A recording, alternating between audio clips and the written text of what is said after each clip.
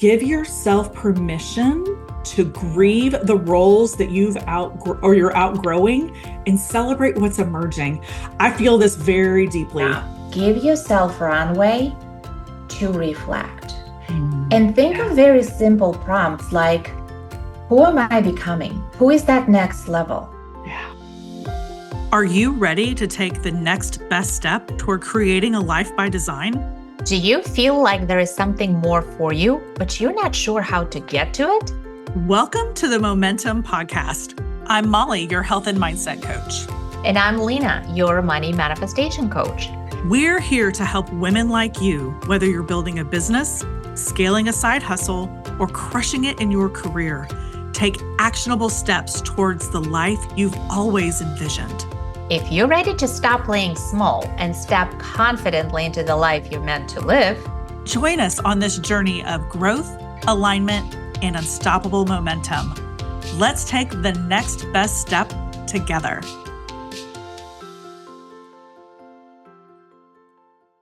Welcome back to the Momentum Podcast, everyone. We're glad you're here. This episode is not just about motherhood. It's about those in-between seasons where everything is feeling like it's shifting. The school year is ending, the kids are growing up, routines are changing, and you are trying to figure out how to adjust while still showing up for your business, your family, and yourself. Lena and I are going to talk about what it looks like to recalibrate emotionally, energetically, and practically, because life doesn't slow down, but the rhythm definitely changes. So let's get into it. Lena, before we dive into today's conversation, catch us up a little bit. What is this season looking like for you right now? it's different. It is a different season, and it is so interesting because, as often happens, I didn't think I was prepared for this.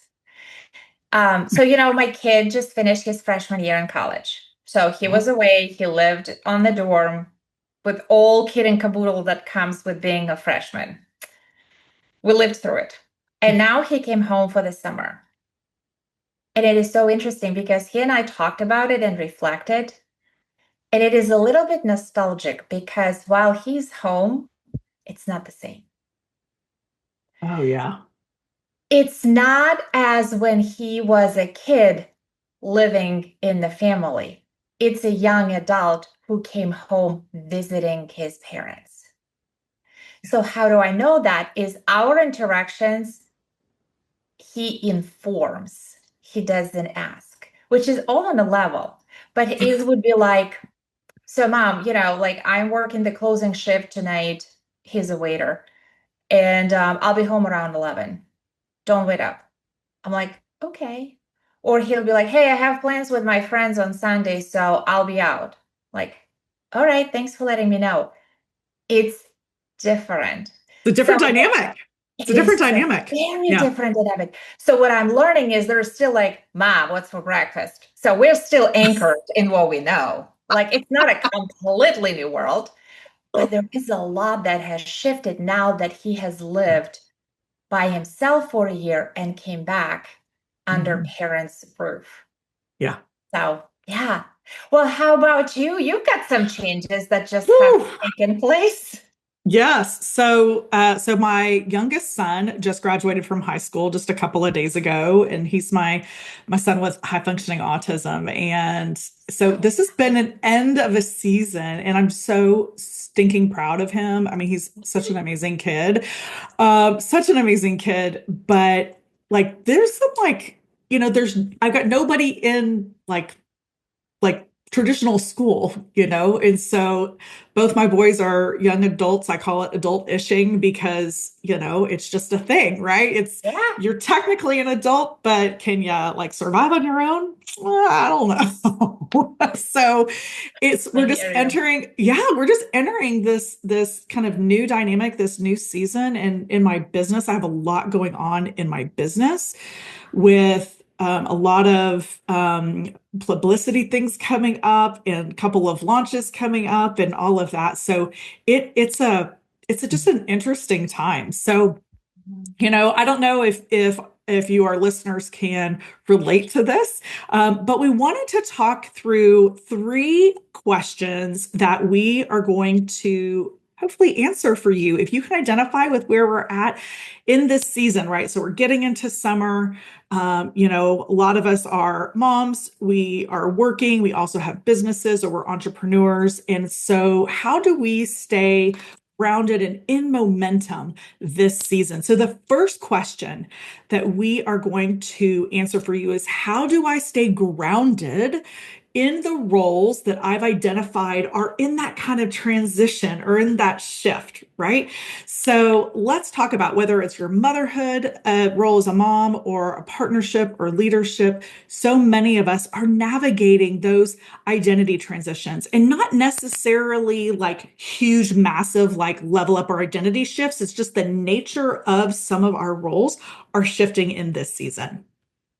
So, the first thing that can help keep you grounded in this season is to create rituals that anchor you. So, look at your morning routine. Do you have a morning routine? If Good not, question. now's a good time to start. I know I have a morning routine, but I regularly evaluate, is it working for me? Is it a drag? Is it energizing me? Is it setting me up for the day? So, if you're not doing that, I would think about, hey, can you get outside? Most places around the country have pretty decent weather going into. Not Pennsylvania, but get an umbrella. Yeah, I know, right. But going into, late May, early June, get out and get some of that early sunlight morning walk, get some journaling in or some meditation, get your cup of coffee, before everybody gets up in the morning. And if you follow me at all, you know how much I love coffee. But create space to kind of set the intention for your day. It's a good ritual. That is so good. And you know what? I really want to anchor back to what you said, Molly, that Yep, our identity doesn't have to be locked in while we're staying grounded. That that's is right. not one and the same. Yep. And I watch this happen a lot in business where people are really struggling with expanding and kind of taking that upward trajectory. And they're like, I can't figure out why. Like, do I need another business strategy? Do I need maybe more money in marketing? Should I hire a sales team? And most of the time, what I discover when I dig deeper, it's they're trying to build the next level business, staying in the current identity who just launched the business. Yeah. And Yeah. any one of you who are, in coaching or training or service type of business where you record like either your sessions or your sales pitches, go and look at some of them from like a year or two ago, and you would laugh and cringe and be like, oh my God, you were such a baby. Okay. So when we actually reflect, we realize we have traveled in time, we have matured, we have expanded. So I always equate identity to like a pair of shoes, right? You might love, love, love that pair of shiny black loafers that you wore to your kindergarten graduation. But totes, when you hit middle school, you need to get a different pair of shoes. That's right.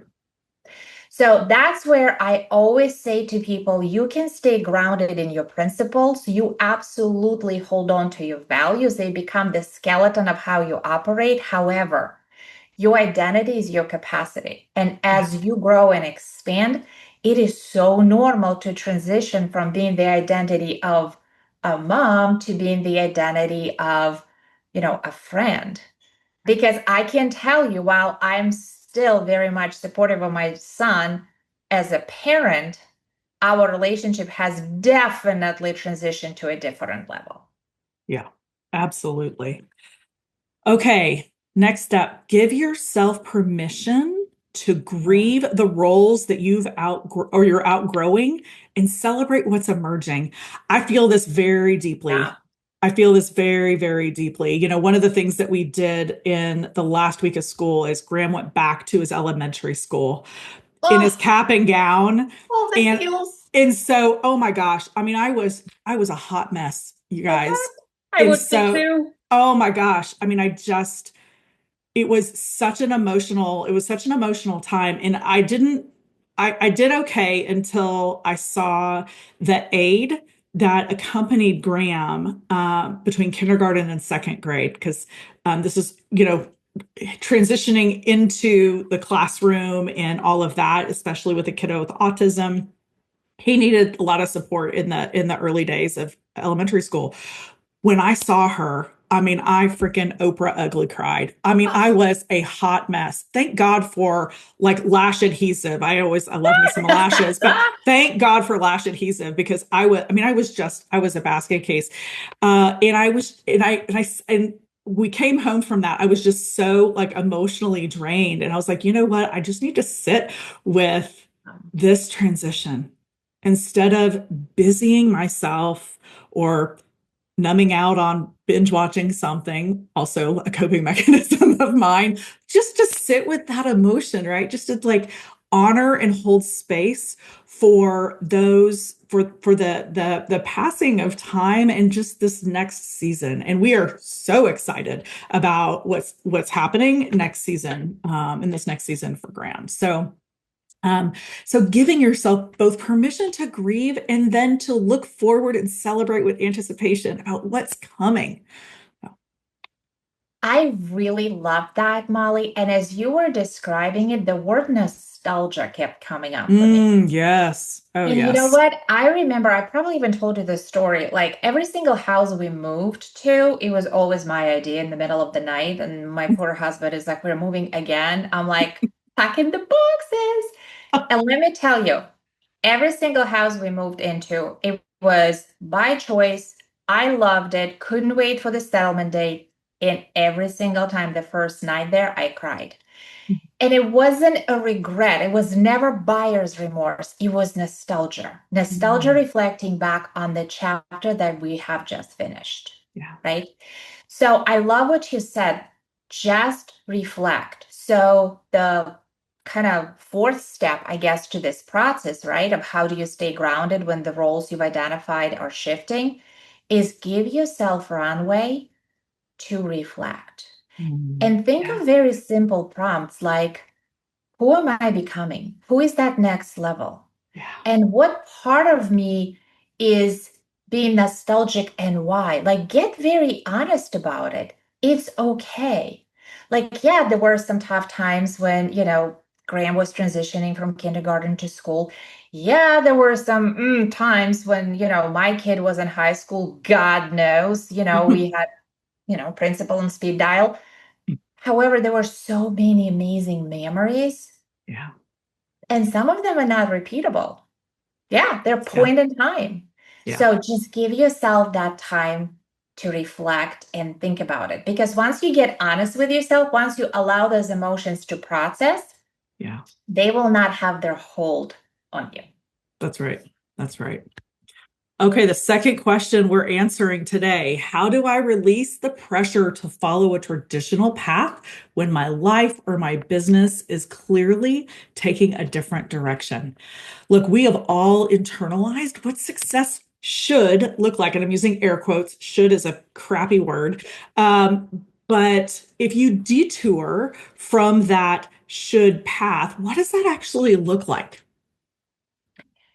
Well, you know me, right? Like I detour as a badge of honor. And Mm. I think what I have learned over the course of the years, because I didn't start here, I nearly killed my undergraduate degree because I was following the shoots that my family was setting in place. I Yep. mean, let's be honest, you hear my accent. I wasn't born here. I came from Eastern Europe. Every Eastern European family has an expectation that if we dragged your ass over the ocean, you better become either a lawyer or a doctor. Because if not, are you even trying? Right. So Yeah. they're like, okay, your choice. I was like, all right, I'll try to be a doctor. Bad idea. Thank God there was a divine intervention where I picked nursing as my major in undergrad because that actually gave me the flavor of what medicine is all about. And I ran so fast, not fast enough because I ran in my junior year. So I Mhm. had to pivot like at a split to graduate with a degree and, honor my new discovery that I would rather like brush teeth of wet cats than become a doctor. So with that said, let me just tell you something. Nobody knows your path. Yeah. And nobody ever will totally 100% understand you. How do I know that? Because there are times when we don't understand ourselves. Okay?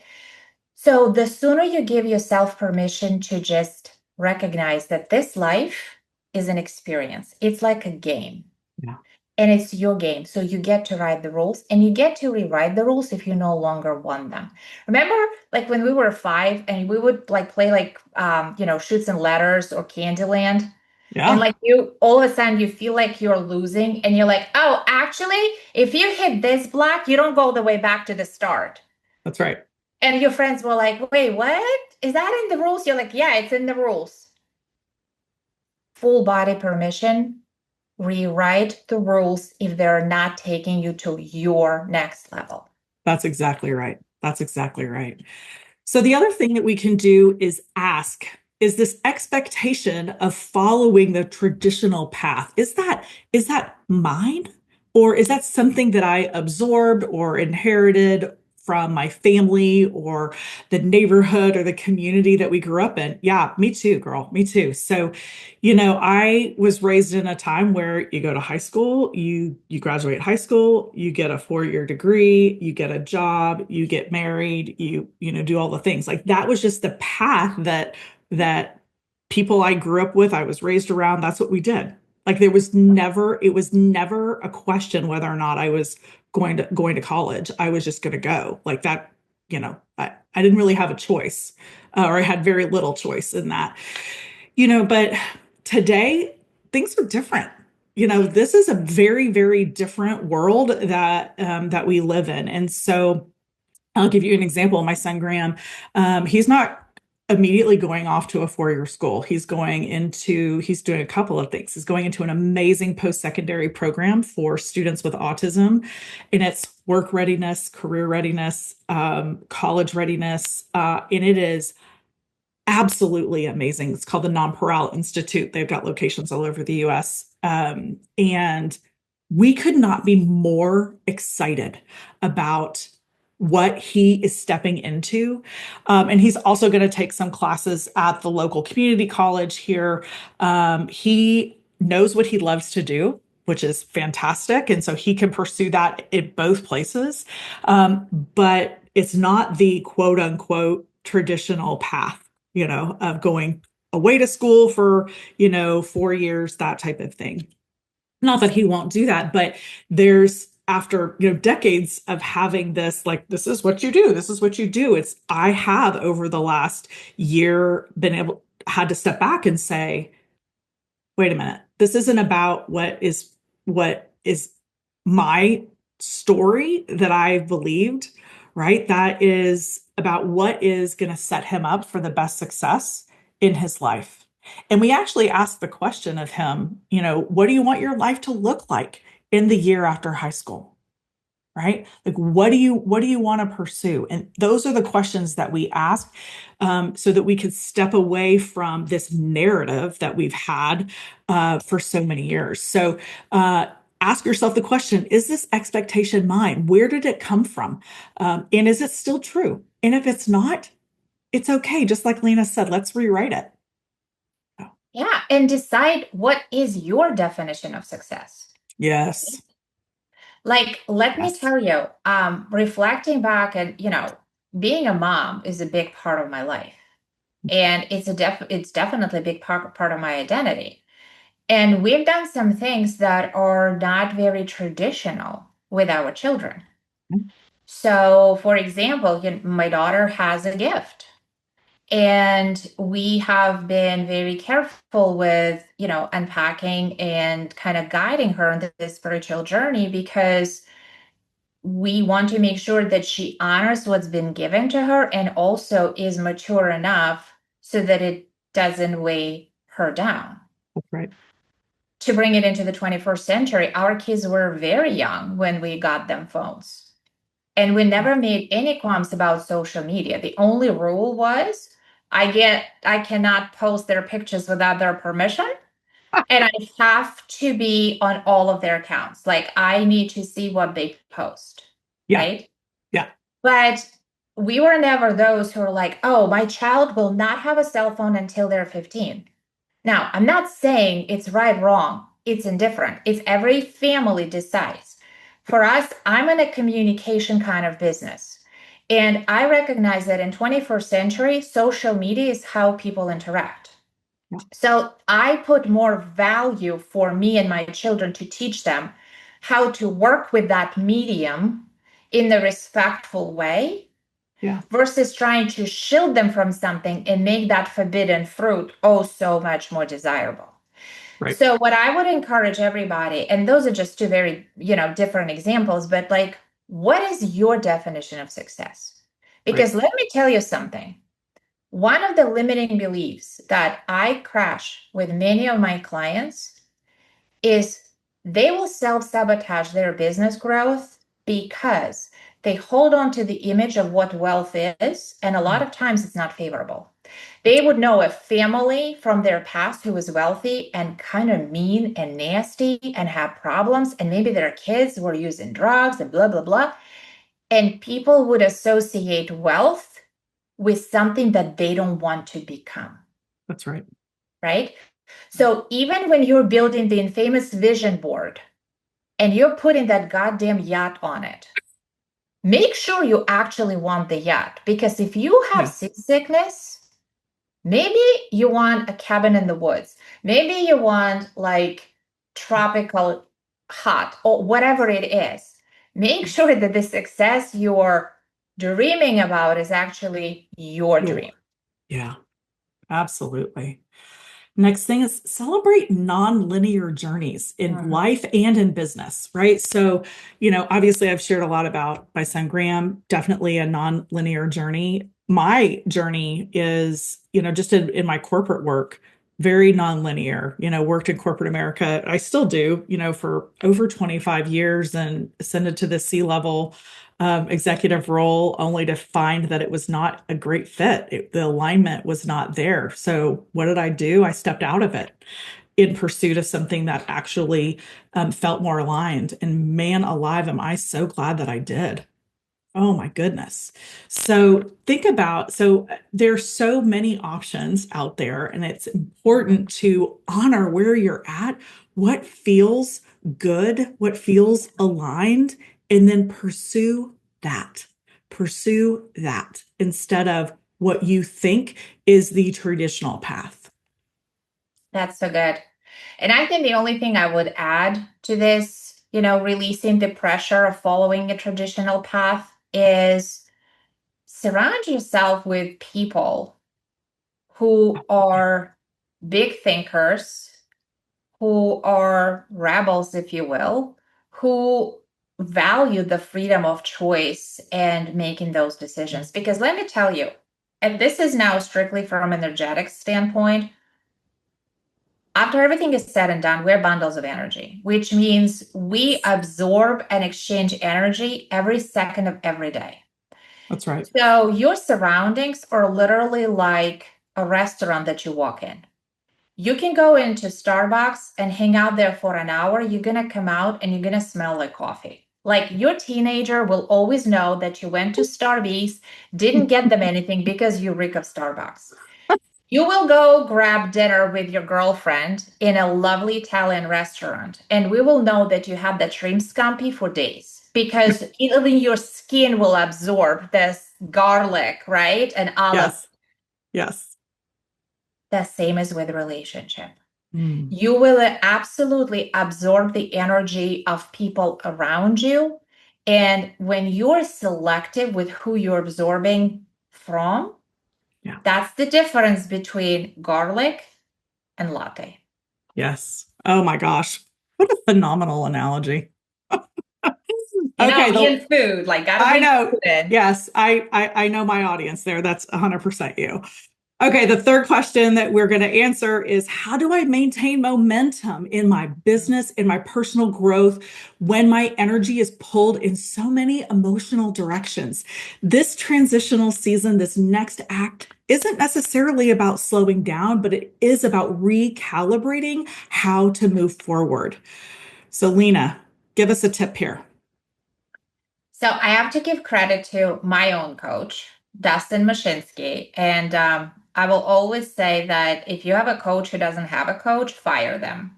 Preach. Because it means that they have decided that they know it all. And that's usually the kiss of death for any business. When the person feels like they're done developing, they're done growing. Yeah. So Dustin taught me the concept of the and life, A-N-D, where contrary to how we are raised, especially in Western society, you don't have to pick and choose. You can have it all. Like you can be a soccer mom and a successful business owner. You can be a multi-passionate entrepreneur like she is. Her family owns Pliable business and she's a very successful coach. And I love that concept so much because it has definitely broadened my perspective and how I approach not just my business, but even my personal life when I'm like, you know what, hold on a minute. Why am I picking from two options?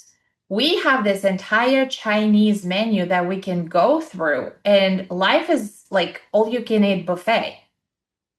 So the only limit is where you draw the line and you're like, I shouldn't have shrimp and ice cream. But that's it. But like technically it's there if you want it. That's right. So I would say, yes, it's totally safe to ditch this all or nothing thinking and Yeah. go for the micro momentums, like small, meaningful actions that Yeah. eventually will create that snowball effect Yes. of building the life that you want. It's what is the next best step? I love that. Of course. Okay, so maintaining momentum. Guys, we've got to be thinking about and tuning into our nervous system. Okay, Mhm. so there are a couple of things that I lived so many years in fight or flight. When I was really misaligned in my work, I was just operating there. So I know when I am dysregulated from a nervous system perspective, but a couple of really easy things that you can do to help regulate your nervous system, get out of that fight or flight, is three things that I love. The physiological sigh, which is the where you breathe in through your nose to the top of your breath, and then you take in just another small breath, and then out through your nose. And that I use that daily, where it just it just settles my nervous You system. taught me that. I I it do is that now all the oh time. oh my God, it's such a game changer. And then bilateral stimulation, also called the butterfly hug. If you're watching us on YouTube, you can see me doing it. But I'll just sit on the couch and I'll just do this kind of bilateral stimulation just to again down regulate that nervous system.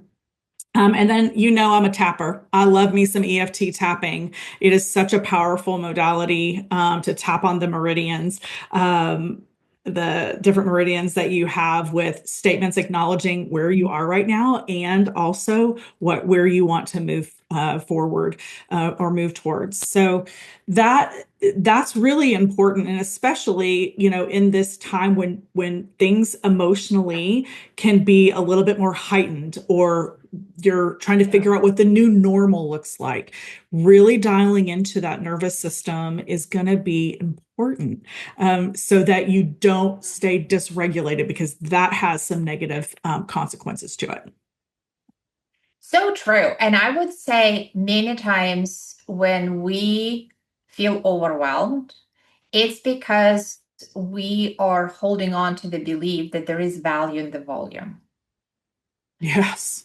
And let me tell you, I I actually, face that with myself every single day, right? Because at the end of the, work shift, you want to look back and be like, okay, like how many people have I served? How many calls have I placed? How many posts have I posted? And da da da da da. And then I have to remind myself, my own Yeah. statement, like we're human beings, we're not human doings. Thanks. Yeah. And, the value doesn't equate volume. Yeah. You don't have to move X number of widgets to bring the true, transformation, true value to who you're serving. So I would say that when we are looking at where we are now and where we want to go, become very disciplined with your own thoughts and intentions around how do you actually define productivity? Because let me tell you, so many of us will say, I want more clients. Do you really? Or do you actually want more revenue? Because that's a very different intention. Absolutely. And volume doesn't always have to equate to value, because you can recalibrate your intention, your energy, your transformation, and you may be still serving just about the same volume of people, but at a much greater capacity. Yeah. In an exchange for much greater revenue. Yes. Oh, that's so good. That's so good. Okay. The next part about this question is honoring your emotional capacity. Sometimes just showing up is a win, right? So just honor that. I love me a good emotions check-in, a good feelings wheel. I harp on that thing, but because I just love it. So really tune into what you've got the capacity for, because again, like Lena said, everything is energy, and our emotional state drives the energy and the frequency that we put out. So honor that. Give yourself space for rest, for recalibration. If you feel like you are chasing, volume over value and those types of things. So honor that emotional capacity. Yeah. And I guess I would just anchor it by saying, stay focused on you and your actions that align with where you're going, instead of, some perceived fear of missing out or the comparison, which is hard, right? Because social media makes it appear so, available to compare yourself to other people. But let me tell you, I know all of you can relate to the fact that we have done some inspirational posts on the days when we felt anything but inspirational. Okay? So don't believe everything you see on social media. And also, let me just remind you, most of the social media is being read on a toilet. Okay? So you're not exactly a Shakespeare. Like, give yourself a break. It's okay not to post every day, multiple times a day. Like, people find other things to read while on the toilet. All right, influencers? So just stay focused on what your success means, what you would love in your life and your business, and just stay focused on that. That's your GPS. That's your North Star. Not Becky on Instagram. Like, you don't even know if it's Becky. It could be somebody, like posting on her behalf. So just really learn to differentiate between authenticity and production. Yes. Oh, so good. So good. Well, we hope that this episode has served you well. Listen, this is a season of transition for a lot of us, whether you're a mom or not, or you're just transitioning into literally a new season, the new season of summer. We want you to be mindful of staying grounded, to challenge those traditional path thoughts that come about, and still maintain some momentum in your business and in your life this season. Thanks so much for joining us. We'll see you next time on the Momentum Podcast. Bye. See you later. Thanks for joining us on the Momentum Podcast today. We hope this episode inspired you to take your next best step toward building your life by design. Don't forget to subscribe so you never miss an episode, and hit that notification bell if you're watching us on YouTube at Momentum Podcast Live. If you love what you heard, we'd be so grateful if you'd leave us a 5-star review. It helps us reach more amazing people like you and share this content far and wide. You can also connect with us anytime at contact@momentumpodcast.live for questions, feedback, or just to say hi. Keep designing the life you want, step by step. And we'll be here to cheer you on. See you next time on the Momentum Podcast.